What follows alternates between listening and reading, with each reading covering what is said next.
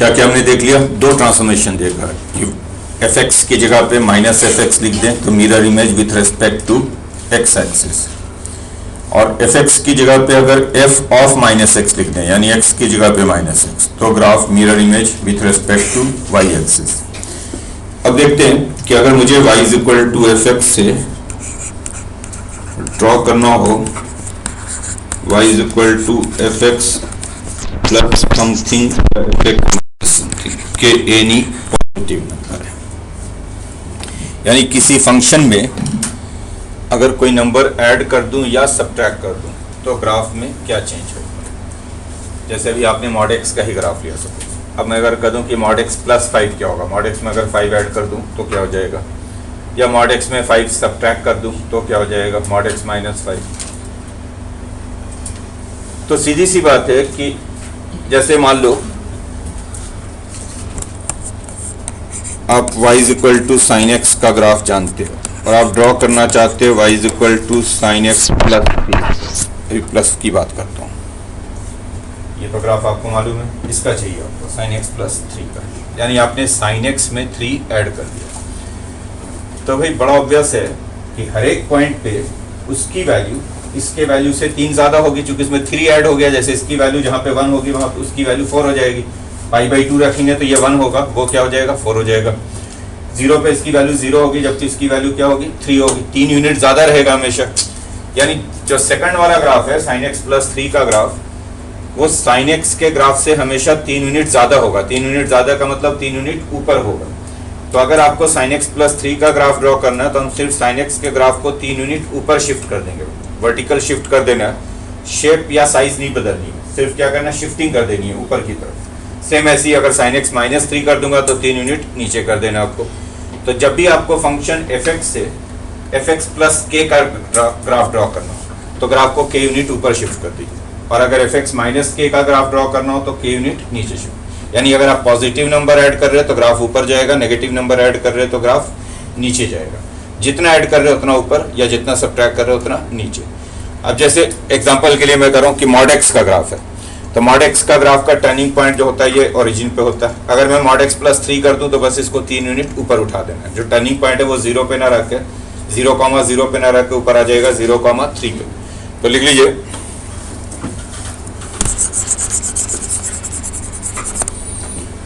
To draw the graph of y is equal to f x plus k, ये लिख दीजिएगा पहले कि के पॉजिटिव है, यहाँ पे हम मान के चल रहे हैं कि के पॉजिटिव नंबर है। To draw the graph of y is equal to fx plus k, shift the graph of y is equal to fx, shift the graph of y is equal to fx by k units in upward direction, by k units in upward direction.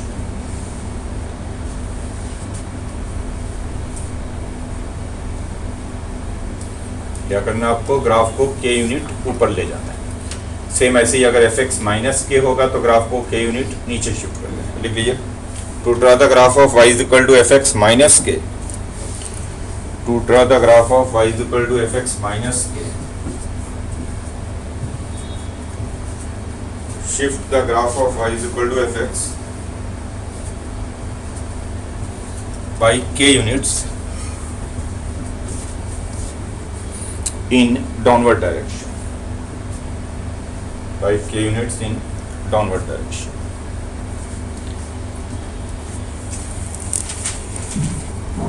अब जैसे example के लिए समझो पहले,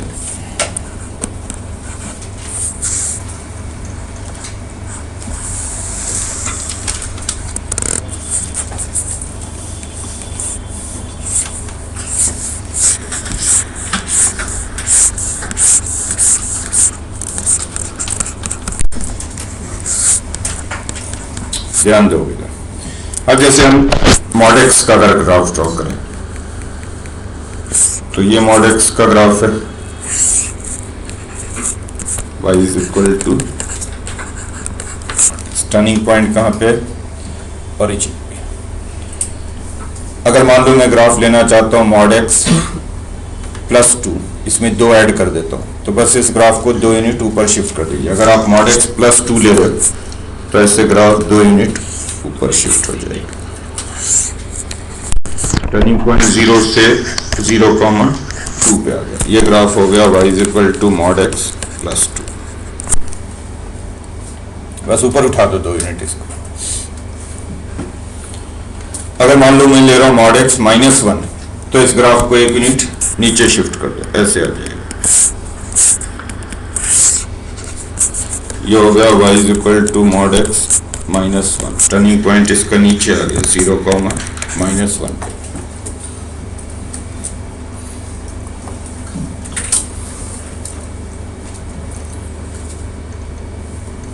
समझ में आई बात? और देखें,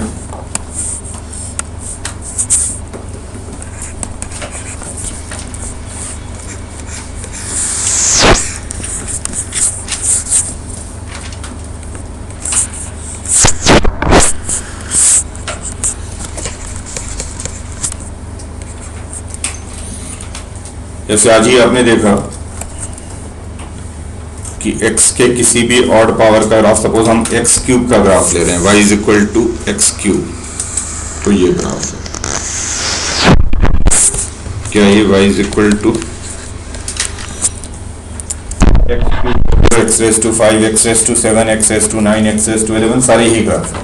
ठीक, अगर मान लो आपको ग्राफ ड्रॉ करना है x³ -1 सबट्रैक्ट कर रहे हैं, बस ये ग्राफ 1 यूनिट नीचे आ जाएगा। जो 0 वाला पॉइंट है वो 1 यूनिट नीचे आ गया 0,-1, तो ग्राफ ऐसे हो जाएगा।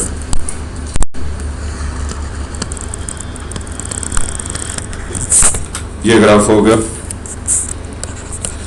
y is equal to x³ -1।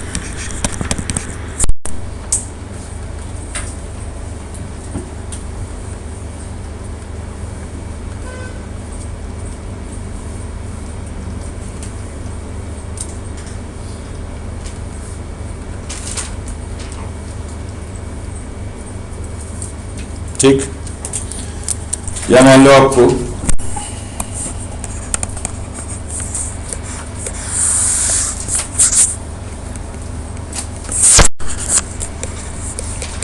अपने ग्राफ लिया y is equal to 1 -x², इसका ग्राफ लिया, तो y is equal to x² upward होगा, जिसका टर्निंग पॉइंट ओरिजिन पे होगा। y is equal to x² लेते हैं तो अपवर्ड पैराबोला होता है, टर्निंग पॉइंट ओरिजिन पे रहता है। -x² कर देंगे तो डाउनवर्ड हो जाएगा, टर्निंग पॉइंट ओरिजिन पे। 1 ऐड कर देंगे तो वही पैराबोला 1 यूनिट ऊपर चला जाएगा। तो y is equal to 1 -x²।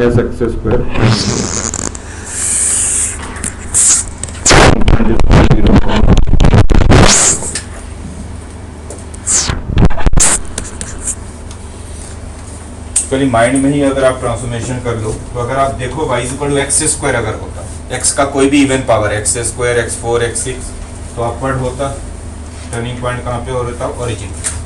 -x² कर देंगे तो उसकी इमेज हो गई, यानी डाउनवर्ड हो जाएगा, टर्निंग पॉइंट कहाँ पे होगा? ओरिजिन पे। ऐसे 1 ऐड कर दिया तो भी 1 यूनिट ऊपर चला गया, यानी उठकर चला गया वो 0, चलिए क्वेश्चन देखिए।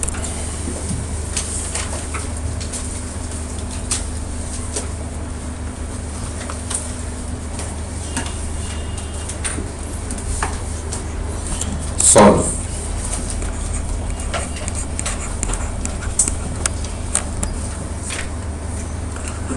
x⁴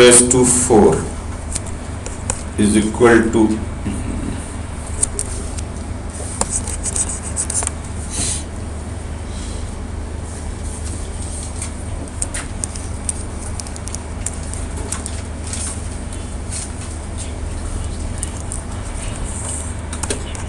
-3 is equal to integral part of x। इसको solve. x⁴ -3 is equal to integral part।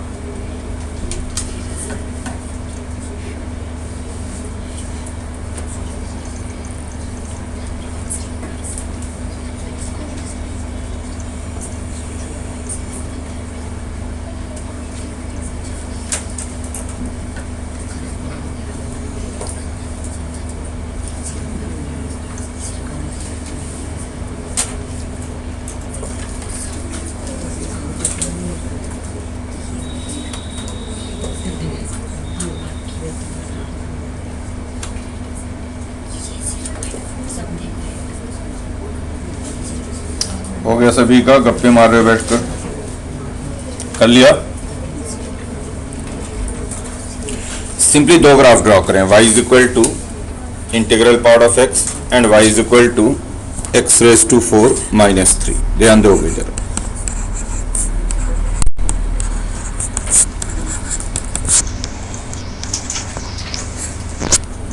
इधर देखो और ये देखना है कि ये दोनों ग्राफ कहाँ पे कट करेंगे।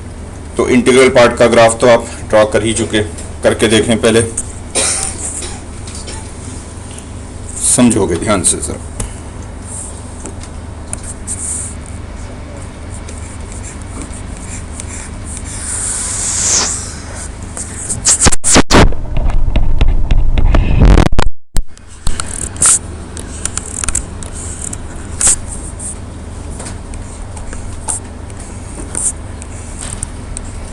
पहले मैं ले रहा हूं इंटीग्रल पार्ट ऑफ एक्स।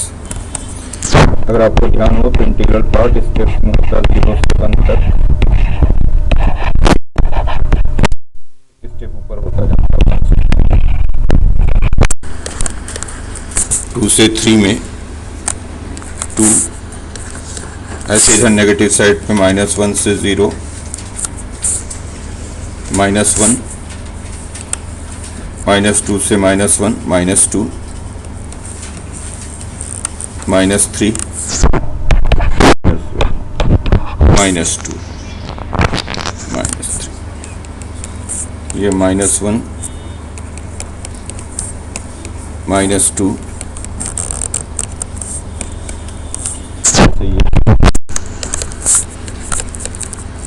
ये 1 का लेवल है, ये 2। ये तो अभी फिलहाल जो मैंने ग्राफ ड्रॉ किया हुआ है ये इंटीग्रल पार्ट ऑफ एक्स।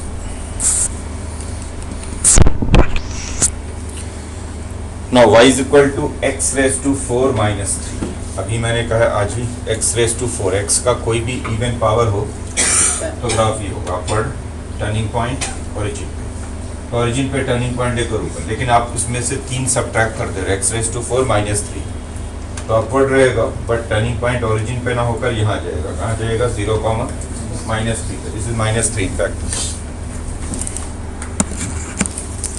तो टर्निंग पॉइंट इसका यहाँ आ गया 0, -3, और ऐसे ऊपर की तरफ जाएगा। ठीक, तो जब ये ऊपर उठेगा, पहले तो हम देखें कि जब ये ऊपर उठेगा तो एक्स एक्सिस को कहाँ पे मिलेगा? y is equal to x raise to 4 minus 3। तो बड़ा क्लियर है कि अगर मैं इसमें y को 0 रखूं तो x की वैल्यू आएगी 4th root of 3। 4th root of 3 1 से थोड़ा सा ज़्यादा होगा, तो जब ऊपर उठेगा तो x एक्सिस को ये 1 से थोड़ा आगे मिलेगा, ऐसे जा रहा होगा। तो ये तो श्योर है कि इसको कट करके जाएगा। ठीक, अगले वाले के बारे में हम श्योर नहीं है, क्योंकि हो सकता है कि दोनों को कट करके जाए ऐसे, या हो सकता है कि यहाँ से ऐसे शार्प इंक्रीज कर जाए तो एक ही को कट करे सिर्फ। ठीक है, तो बस कोऑर्डिनेट रख के चेक कर लो। ये वाला पॉइंट है एक्चुअल में 2,1, ये वाला पॉइंट है 2,2, देख लो ना, x2 y1, ये 2,2 है। जबकि इसमें अगर हम x को 2 रखेंगे x रेज़ टू 4 माइनस 3 में, तो वैल्यू बहुत ज़्यादा हो जाएगी। क्या हो जाएगी? 13 हो जाएगी। तो एक्चुअली ये जो पास करेगा वो 2,13 से पास करे, 2,13 तो बहुत ऊपर होगा। दैट मीन्स कि यहाँ से बहुत शार्पली इंक्रीज करेगा ऊपर की तरफ। करेगा नहीं। तो एक्चुअल में जो x रेज टू 4 माइनस 3 है वो बहुत फास्ट इंक्रीज करेगा, ऐसे ऊपर चला जाएगा ऐसे। बोलो ठीक है ये। एक्चुअली जब हम पैरा इसमें x रेज टू 4 माइनस 3 में x को 2 रख रहे हैं तो y 13 हो, तो बहुत ऊपर कोई पॉइंट मिलेगा 2,13, ठीक है नहीं। तो इधर सिर्फ एक ही इंटरसेक्शन होगा इस वाले के साथ, और कोई इंटरसेक्शन होगा ना। जब इधर आएंगे ऐसे जब जाएंगे इधर देख लें कहाँ पे होगा, ये वाला पॉइंट है हमारा -1, x -1 y में, और ये पॉइंट है -1, -2। इसमें रख के देख लेते हैं x को -1 रखेंगे तो ये भी -2 बन रहा है, तो इस वाले पॉइंट से पास करेगा। ये पॉइंट कौन सा है, -1, -2, यहाँ से पास करेगा, ये ऐसे ही जा रहा होगा। बोलो ठीक है ये। तो इस वाले पॉइंट से पास करता हो जाएगा ऐसे।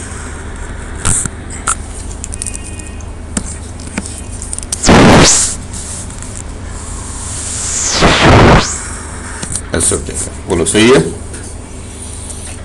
थोड़ा सा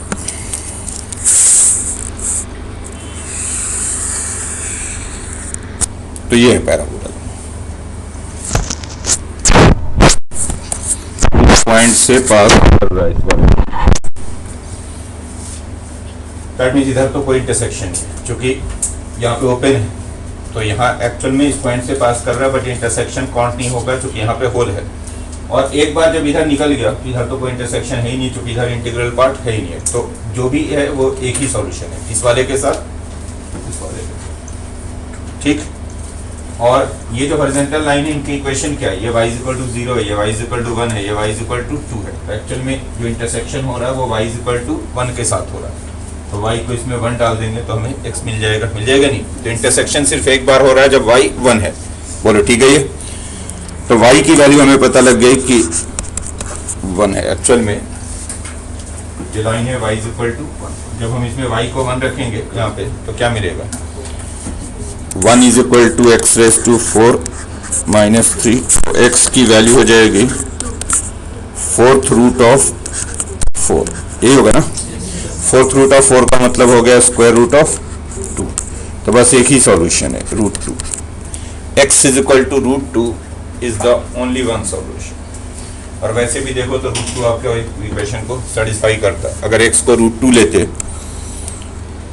तो √2 का पावर 4 क्या बनेगा, 4 माइनस 3 इधर क्या होगा 1, तो 1 होगा। और √2 का मतलब क्या हो गया 1.414, उसका इंटीग्रल पार्ट, तो √2 इसको सेटिस्फाई करता है। बोलो सही है। Next question,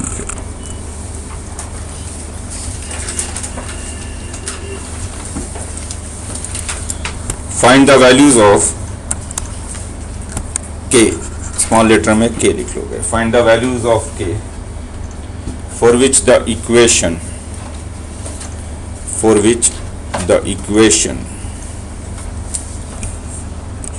cos x minus x raised to 6 minus a is equal to 0, sorry a लिख दिया k। find the values of k for which the equation cos x minus x raised to 6 minus k is equal to 0 has number 1 में लिखो, has number 1 exactly one solution,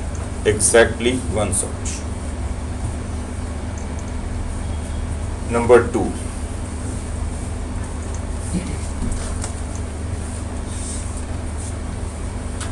no solution, number 3 more than one solution,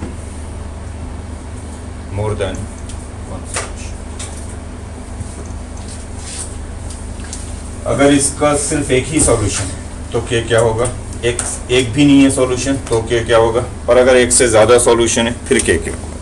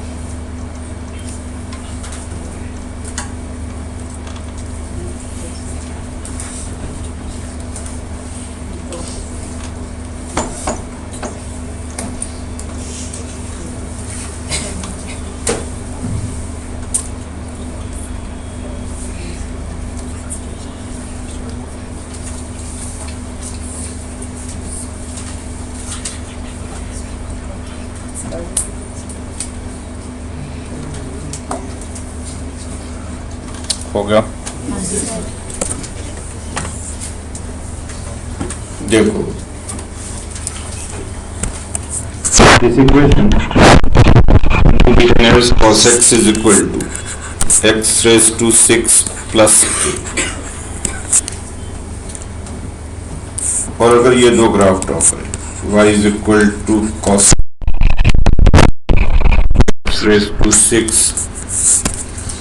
plus k, तो जितने solution है उतनी ही बार ये graph मिलने चाहिए। पहले cos x का ग्राफ ड्रॉ कर लो, ध्यान में है cos x का ग्राफ।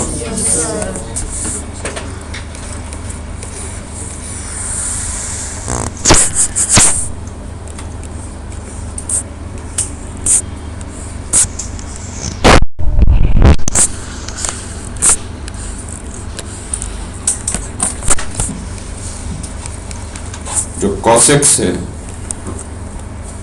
उसका ग्राफ ये है।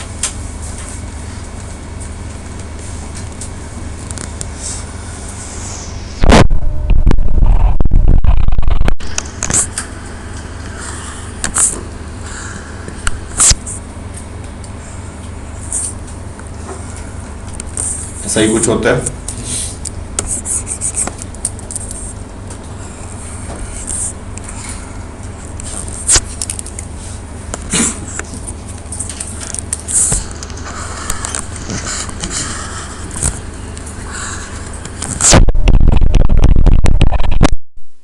बाई 2 0 और ये पॉइंट है 0,1 जो टॉप बन रहा है इसका। टॉप इज 0, बोलो ठीक है। ये जो दूसरा ग्राफ मुझे लेना है वो है y is equal to x raise to 6 plus k. अभी बार बार आपसे कर रहा हूं कि y is equal to x का कोई भी इवन पावर हो, x रेज टू 6, तो y is equal to x raise to 6 का ग्राफ ये है।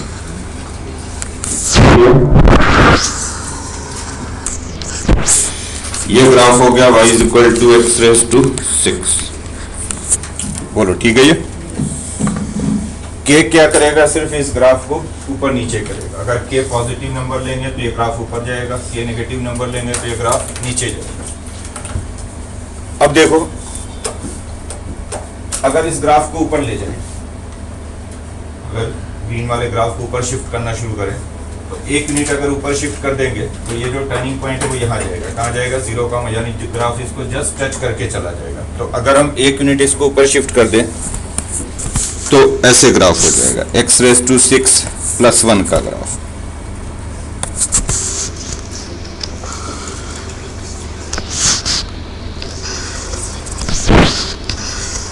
बोलो सही है।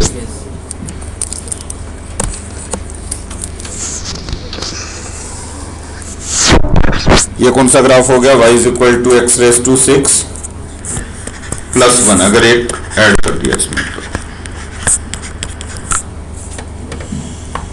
ऑब्वियसली ये वाला जो ग्राफ है x रेज टू 6 प्लस 1 वाला, ये cos x को सिर्फ एक ही बार मिलेगा, यहाँ पे मिलेगा ही नहीं।